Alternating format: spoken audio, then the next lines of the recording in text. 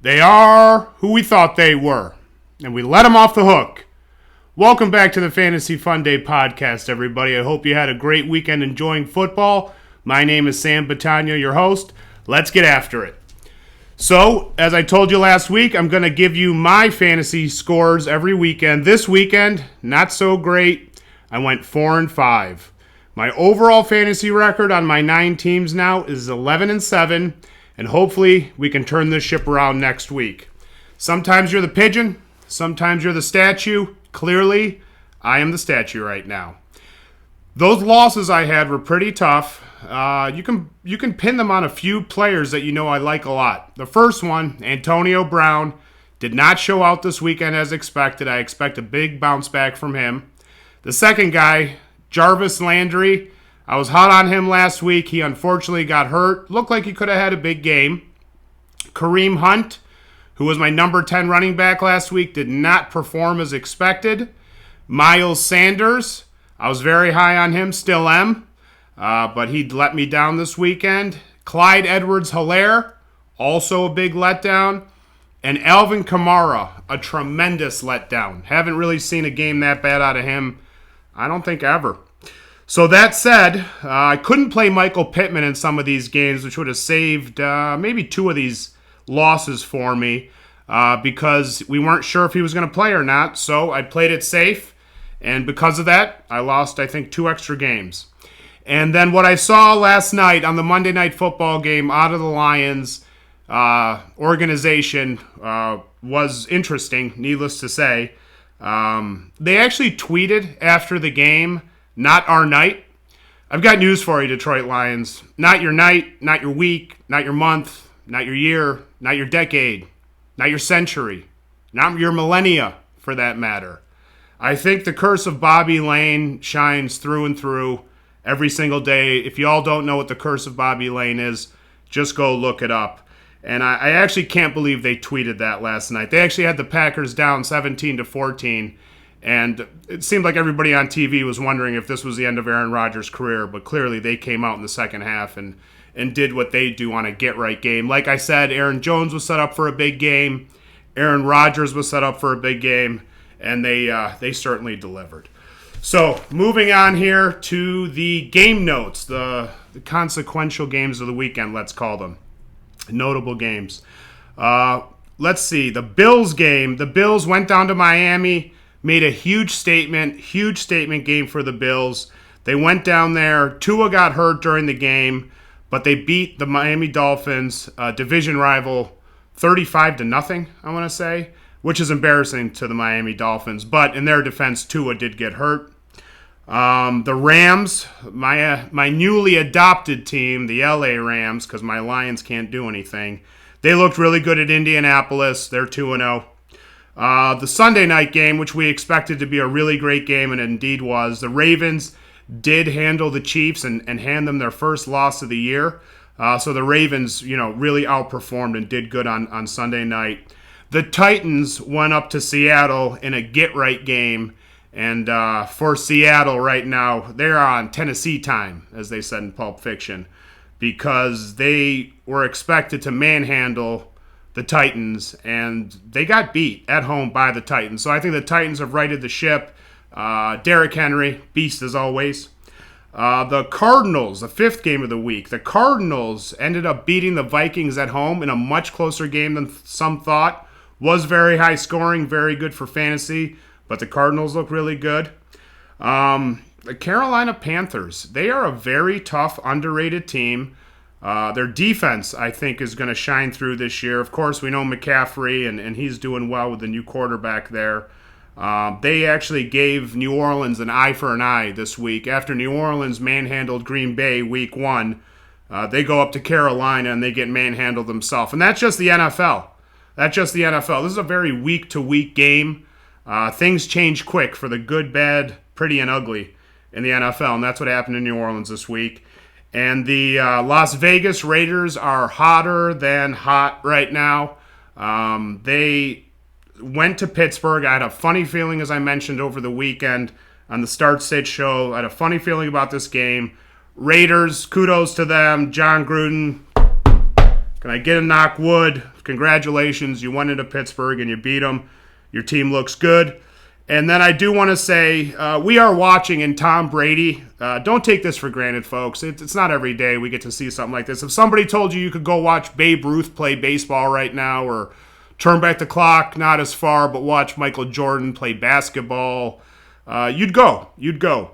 Tom Brady is Babe Ruth. Tom Brady is Michael Jordan. Tom Brady, for his sport, might be better than them. I don't know, but he is the greatest quarterback of all time and the greatest football player, in my opinion, of all time. So he is the GOAT, the greatest of all time. Don't take him for granted. Keep watching his games. He's 44 years old. We don't know how long this is going to last, but in 100 years from now, people will talk about Tom Brady like Babe Ruth and Michael Jordan in the same breath, if not first. So congratulations, Tom Brady. You're really the man there. Watching these games over the weekend, one of the funniest things in the NFL is when a team throws an interception for 6, a pick 6. It is hilarious because you watch the coaches on the sidelines, clipboards start flying, these new tablets start flying, water bottles, helmets. It's just back to the drawing board every time there's a pick 6. And I think that's actually comedic in a crazy way of how upset they get. Their world falls apart. They crumble. And turnovers and penalties, really, if you ask any coach in the NFL, what are their two biggest things they want to focus on? Because everybody in the league is clearly very talented. But the discipline piece of turnovers and penalties, honestly, wins and loses games, championships, everything. So these turnovers and penalties, we saw them stack up this week and really changed a lot of games around. For the good for some, for the bad for others. And there was a lot of wasted fantasy points this weekend. As we saw, the first touchdown of the week, the third touchdown of the week, the fifth touchdown of the week. I think this week was the reminder to all of us that play fantasy. This is fantasy, not reality. The coaches don't care about our fantasy football leagues. And there was a lot of wasted fantasy points for no-name players. But congratulations to them. Maybe we'll be drafting them someday. But for now, these folks wasted fantasy points, not on anyone's fantasy teams. All right.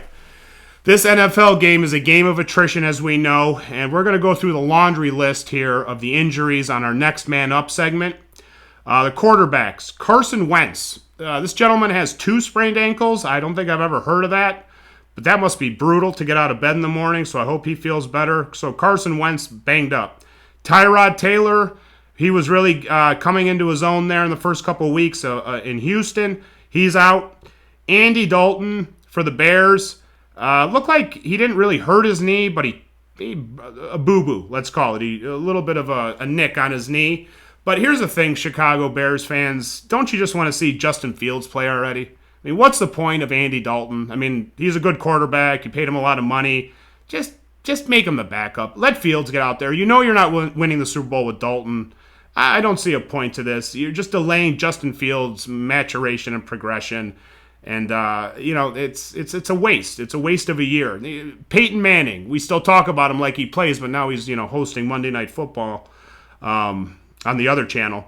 But look at him his rookie year. I think he had double the interceptions as touchdowns, and look how we speak of him now. So, Chicago Bears, go play Justin Fields. Do everybody a favor and play Justin Fields. Tua for the Dolphins, he's hurt. Derek Carr, who is really hot right now, he's a little bit banged up. Let's hope he plays. And then this afternoon, it's Tuesday afternoon, right after lunchtime here in Los Angeles, I saw a blur. Ben Roethlisberger is a little banged up for that matter, which I find to be interesting.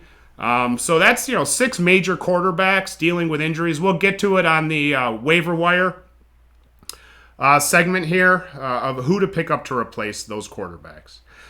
Moving on to the running backs, it looks like that snake that keeps biting the Baltimore running backs has moved to San Francisco and bit the whole San Francisco 49ers backfield. They started with Mitchell, he got hurt. Brought in Sermon, he got hurt. Brought in Hasty, he got hurt. This San Francisco backfield needs to get right. They're actually signing a new player. Let me see his name here. Jacques Patrick. His name is Jacques Patrick. I'm going to talk about him on my running back waivers. Jacques Patrick is a XFL player on the Cincinnati Bengals. practice squad that they signed. Jacques Patrick could be the starter this weekend. I think that Elijah Mitchell probably has the best chance of any of these guys to play this weekend. Hasty's banged up, high ankle sprain. Sermon, I looked like he got concussed. He got hit really hard and fumbled the ball and was laying on the ground. I hope he's okay. And Mitchell, a shoulder. Shoulders aren't good for running backs. They've got to use that shoulder as a battering ram. So Mitchell, he has the odds of playing the more certain than the other two of Sermon and Hasty. But again, I'm looking at his name. Jacques Patrick could be the pickup here, as he could end up taking over the 49ers backfield. All of that said, please go stash Jeff Wilson Jr. He's a touchdown machine. He'll be back in the next, call it, 5 weeks, and he could end up taking over that backfield. Darrell Henderson, a little bit beat up for the Rams. Looks like Sony Michel is going to be a hot pickup this week. Hopefully Darrell can get out there. We'll see. It's still early in the week. It's Tuesday. And then there's also a gentleman, I got to look at his name, Jake Funk.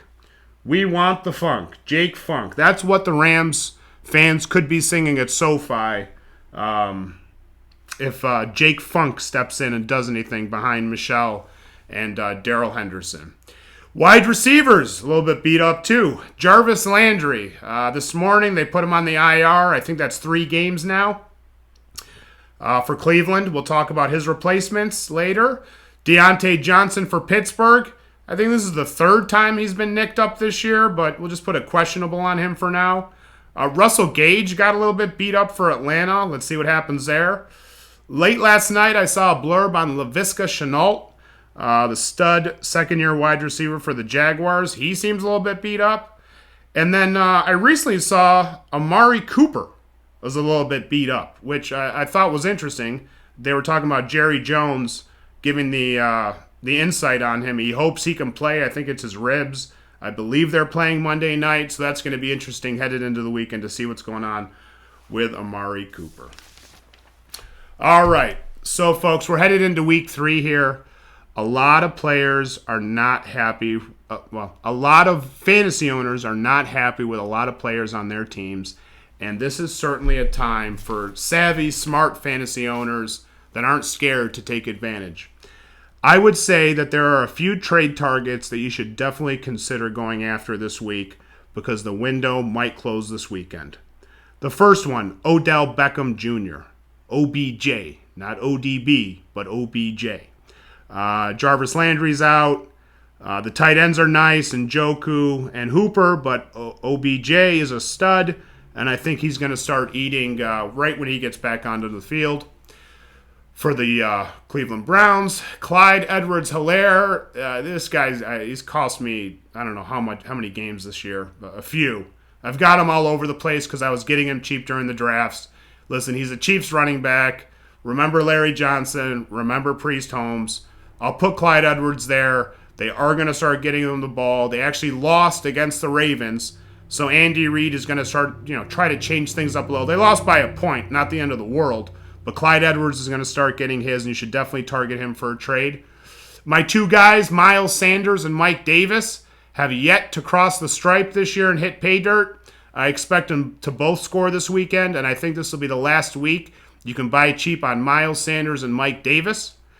Marquez Callaway, he is a good player, showed it in the preseason, has yet to get off the schneid this year for the New Orleans Saints, their number 1 wide receiver until the Thomas comes back. Go out and get Marquez Callaway if you can for cheap.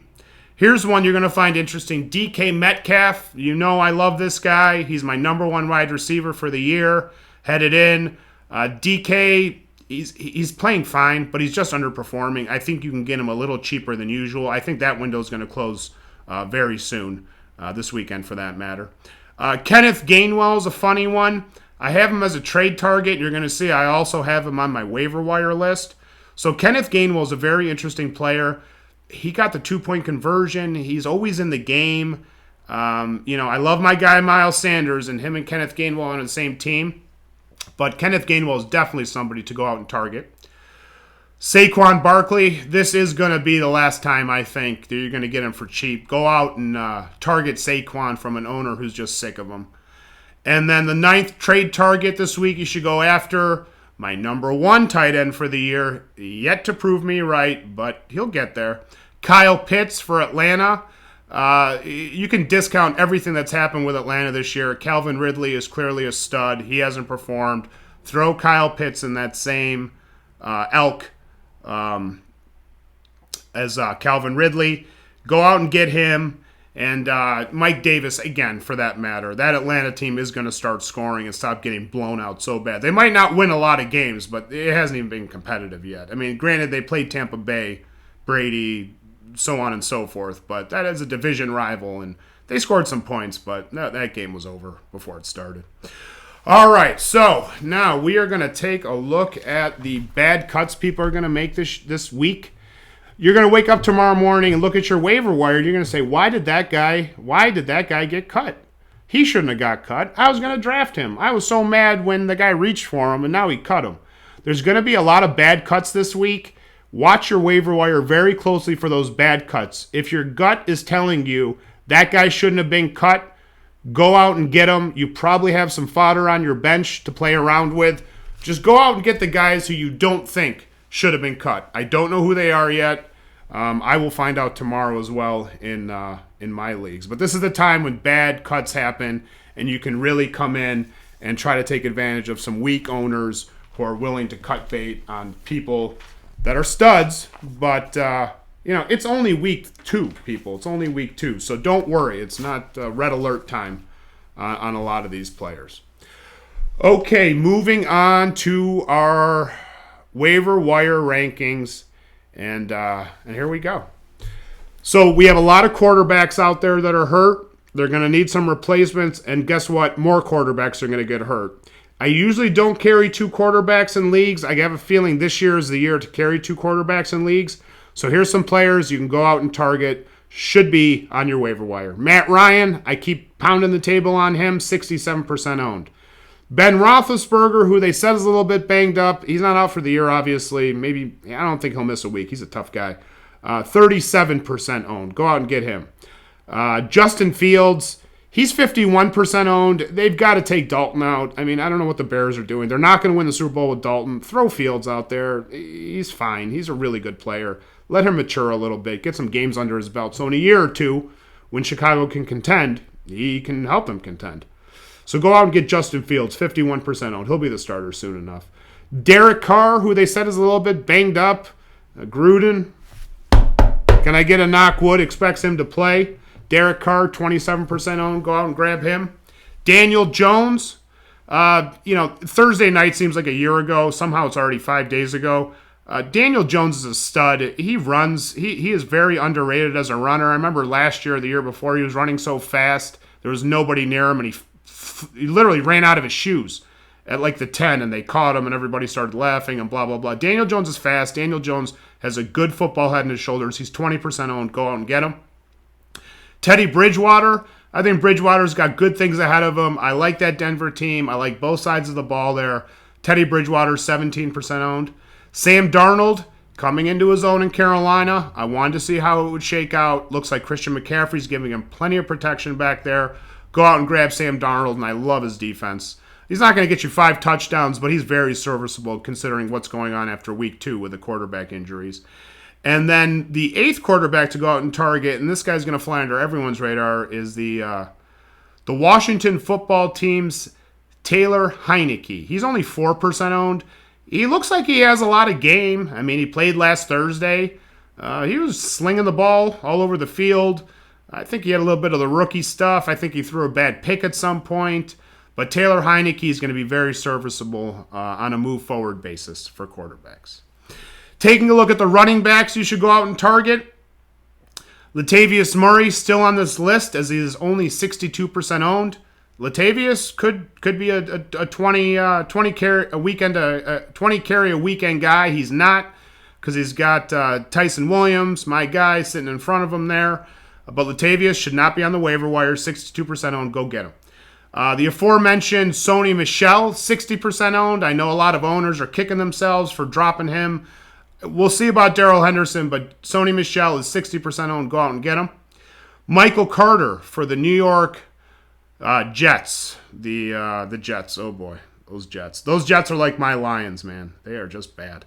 Michael Carter's 50% owned. He's probably going to take over the backfield. Tevin Coleman, who I like, looks washed. So Michael Carter, 50% owned. Go out and grab him. Zach, inactive Moss, week 1. I believe he scored a touchdown this weekend in that route down in Miami. 49% owned, so he's playing again. Go out and get him.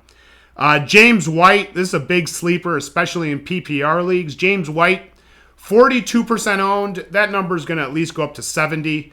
They had Ramondre Stevenson, who I actually had ranked as a 37th running back last weekend, inactive. Looks like Belichick's going to stick with Harris and really utilize James White. James White got some odd carries for him. He was getting carries inside the 10 last week. That is usually not where he gets carries. He might get a dump-off pass. But if they're going to start using James White, and like I said in the preseason, he should have been the Super Bowl MVP a few years ago, but if Brady's on your team, how do you not give it to him? But James White, go out and get him. He's 42% owned. I'm probably going to put a claim in on him with the number 1 waiver wire position for that matter. Running backs are really thin. Go out and grab James White. Phillip Lindsay, another one of my guys. I don't start him, of course. He's on a few benches of mine. He's 39% owned. You got Mark Ingram down there carrying the load. You got David Johnson in and out of the game. Phillip Lindsay had a touchdown last week. He should have a starting gig. I loved him in Denver. I think he's great. Under-respected. Phillip Lindsay, 39% owned. I have a feeling if Ingram has to take some time off, Phillip Lindsay is going to be a stud. We'll see what kind of protection he has from the quarterback position if they can put a bunch of people in the box or if they got to respect the quarterback. But go out and grab Phillip Lindsay, 39% owned. My trade target, and he's 36% owned, Kenneth Gainwell. I'm not going to say it again. I love Kenneth Gainwell. If he's on your wire, go get him. Or maybe even make a trade for him if you have to. Now, here's an interesting player. He's on 2 lists, the running back list and the wide receiver list. I talked about him last week. Cordarrelle Patterson, 16% owned. Some leagues, he's a wide receiver running back. Some leagues, he's a wide receiver, but he comes up when you bring up the running backs. Looks like Cordarrelle Patterson, who's also on that Atlanta team. I think the game script has worked in his favor. As we know, the studs in Atlanta have not been eating this year, but Cordarrelle Patterson's been eating. I'm guessing this is going to reverse. Cordarrelle does this to us, I think, every year or every other year. Goes gangbusters a game or two and then disappears. Let's just see if his season so far has been dictated by the game script. But go out and get him. Why not? 16% owned. Jeff Wilson, talked about him. I'm going to keep talking about him until he's 50% owned, of course. But he's a deep sleeper stash. He'll probably end up taking over that backfield, is my guess, in San Francisco when he's back. Here's another stash for you. I'm sorry, Jeff Wilson, 13% owned, so he's definitely on your wire. Tarik Cohen, really like his game, especially in a PPR league. He's out, 9% owned, another deep sleeper stash. Just throw him in your IR, PUP if you've got that. Don't waste a real spot on him. Just put him somewhere on your team. Jake, we want the funk. The running back for the Rams. I don't know anything about him. I'm going to put him out there. You just never know. As we know, fantasy's funny. Sometimes it's these people come week 8, 9, 10 and in the playoffs that are winning playoff games for us that we've never heard of. Not on one person's radar in the preseason, not even the team's. Jake Funk, take a shot, especially if you've got Darrell Henderson and you miss out on Sony Michel. Go ahead and get Jake Funk. And then Jacques Patrick, I talked about him. I even had to write down. He's on the 49ers via Cincinnati's practice squad via the XFL. Jacques Patrick, what was that? He Hate Me. That guy was hilarious in the XFL. But Jacques Patrick, 1% owned. Go out and get him. Again, same story as Jake Funk. You just never know. And again, 49ers, he could end up, Jacques Patrick, for all we know, could be a top 5 running back. And given this opportunity as the next man up for the 49ers. Moving on to the wide receivers. Will Fuller. I believe he is back at training camp. I believe he's back at practice. He was back yesterday. 66% owned. Go out and get him. You might even want to trade for him if the team owner you're trading with doesn't love him. Marvin Jones, 63% owned. Go out and get him, especially if Laviska Shenault is out. Marquise Brown, Hollywood Brown, my guy, almost on every single fantasy team. 18th ranked wide receiver last week. Went off again. He's 60% owned. Go out and get him. Trade for him for that matter, if you have to. Sterling Shepard, 57% owned. He played last Thursday, so he's a little bit forgotten about. Rondale Moore, Arizona Cardinals. I love Rondale Moore. He's really grown on me in the last few weeks. 34% owned. I'm going to call him and James White my 2 pickups of the week. So go out and get Rondale Moore. Henry Ruggs, over for the Vegas Raiders. I said it last week. He could get behind the Steelers for a long one. He got behind the Steelers for a long one. Go out and get Henry Ruggs, 34% owned. Tim Patrick, talked about him. He found pay dirt again, 22% owned. Go out and get him. Zach Pascal, balled out again. He had a touchdown. My guy, Pittman, back in the game. He had a tremendous game. Pittman did not catch a touchdown, but Pascal did. Go out and grab Pascal. Again, Cordarrelle Patterson, I'm not going to say it again. He's a running back and a wide receiver, 15% owned. Number 10, A.J. Green, 13% owned. A.J. scored a touchdown. Come on, brother. Prove me right. I called you a bounce back this year. Thanks for week 2. Let's keep it going. Deontay Harris, 12% owned. Another one of those New Orleans wide receivers. He's fast. Go out and get him, 12% owned. KJ Osborne, very unknown player from Minnesota. Looks like they like him up there. I mean, they have a bunch of studs, but they do not have a tight end. I really thought when they brought in Chris Herndon from the Jets, they would use him. Apparently, he's their 3rd tight end when their tight end got injured. But looks like KJ Osborne's getting a lot of looks. He's only 3% owned. Donovan Peoples-Jones, 2% owned. Now, if Jarvis Landry's out, and if my dude Odell Beckham Jr. Is not up to speed, DPJ, Donovan Peoples-Jones, is going to eat. Alongside his teammate, Rashard Higgins, who's been known to have big games. And again, if there's injuries in front of these guys, it's next man up. So go out and target DPJ, Donovan Peoples-Jones, and Rashard Higgins for Cleveland. Quintez Cephas, the Lions wide receiver. Kid looks good. I'm going to start giving him a lot of credit. I was actually hot on Amon-Ra St. Brown. I'm switching up a little bit. Quintez, Cephas, especially Tyrell Williams, I think is still in the concussion protocol. Go out and grab Quintez Cephas, 2% owned. Cedric Wilson. This is particularly for the owners of Amari Cooper. Cedric Wilson could get a lot of looks. If Cooper's out, we know Michael Gallup's out. Schultz, the tight end, will get some looks, but Cedric Wilson will probably be the 2nd wide receiver on the team behind CeeDee Lamb. He's only 1% owned, especially a good stash for a Cooper owner for Monday night. Freddie Swain, big Seattle touchdown last week from Freddie, 60-some-odd yards. He could be a flash in the pan. He's 1% owned. Go out and get him if you need him. Situational, of course. And then my 2 dudes, Byron Pringle and Demarcus Robinson. It's funny, I mentioned them as possible replacements for my guy Marquise Brown on Sunday night if he didn't play.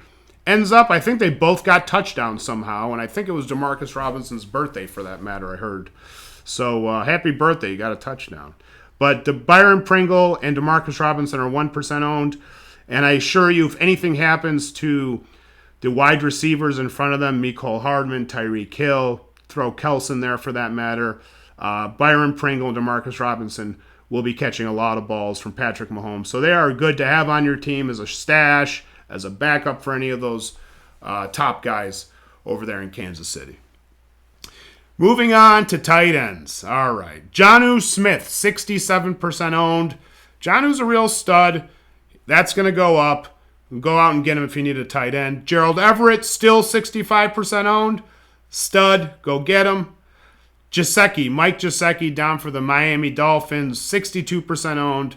I've seen him on more waiver wires than I feel comfy with. He's going to come back at some point and start scoring. Hunter Henry, the teammate of Jonnu Smith, 53% owned. Jared Cook, 43% owned. Juwan Johnson, just throw away the whole Saints team's stats for this weekend. Juwan Johnson's a stud. He will eat. Go out and get him. Still 37% owned.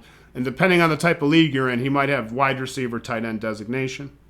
Evan Ingram, yet to play this year. Stash him away, 32% owned.